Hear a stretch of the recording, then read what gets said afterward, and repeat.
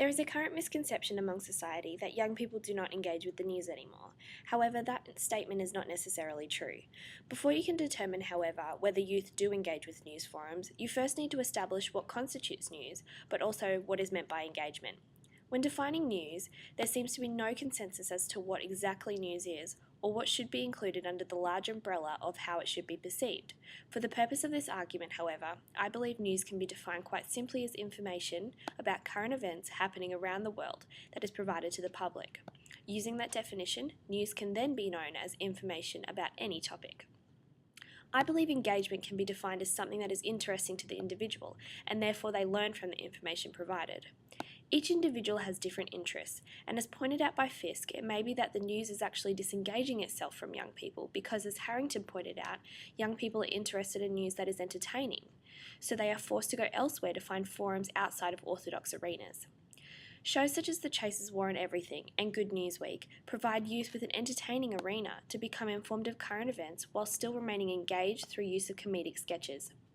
Fisk mentions that it is important to have an information and entertainment balance because only engaging in conventional forums only highlights some important information, and usually entertainment news is forgotten or not included as it is usually stereotyped to be non-conventional news.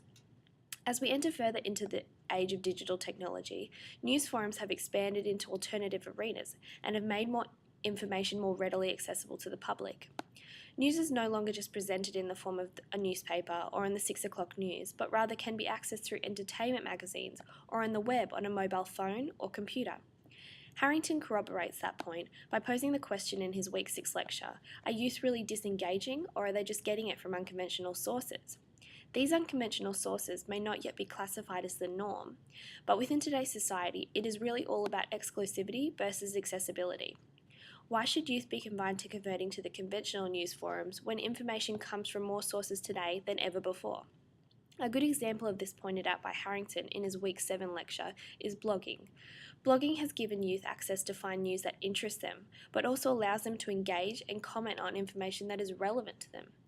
Mindich comments that the internet, more than any other medium, allows readers to self-select, meaning they are able to choose what interests them, learn from that information, and be able to recall it and comment on it. This means that youth are not only engaging with the news, but producing it as well. This is more commonly known as citizen journalism. This allows an open forum for discussion, and who can say that youth are not engaging with the news when they are providing an authentic perspective or opinion on a topic of current affairs? Saying that young people do not engage with the news anymore is a very closed-minded statement, as the youth of today are not only consuming news through various news forums, but producing it as well, reiterating the point that youth are not disengaging, but rather shifting to forums and choosing topics that are more relevant and entertaining to them. Thank you.